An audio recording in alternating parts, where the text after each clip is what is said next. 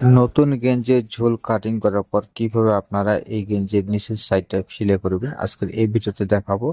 তো আপনারা ভিডিওটি মনোযোগ সহকারে দেখুন। তো এখানে যদি কম বেশি হয়ে থাকে তাহলে আপনার এইভাবে আগে প্রথমে কম বেশি করে ফাটা করে দেবেন।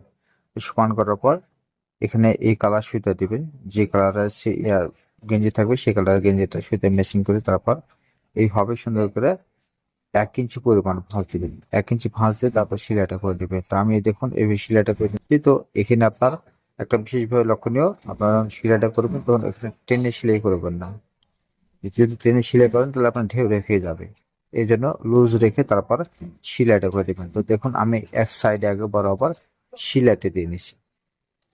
তো আমার চ্যানেলে যারা নতুন দর্শক, যারা এই ভিডিওটি পেজ থেকে দেখছেন তারা পেজটি ফলো দিয়ে রাখবেন, যারা চ্যানেল থেকে দেখছেন তারা চ্যানেলটি সাবস্ক্রাইব করে রাখবেন। তো এখান থেকে দেখুন আমি বরাবর সেলাইটা করে নিচ্ছি।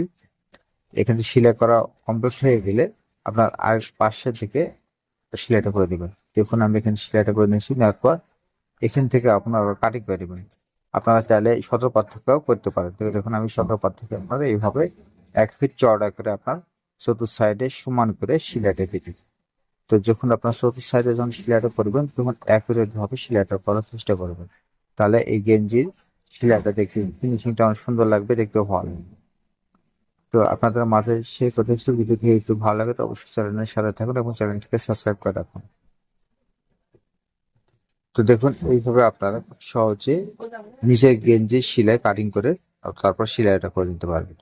তো এই ছিল আজকের ভিডিও। তো দর্শক বন্ধুরা, আপনারা কি ধরনের কাটিং এবং সেলাই ভিডিও পেতে চান তো অবশ্যই কমেন্ট করে জানাবেন। আর এই দেখতে পাচ্ছেন ফিনিশিংটা এইভাবে আপনারা খুব আয়রনে ভাঁজ দিলে আরো ফিনিশিং সুন্দর দেখা হবে।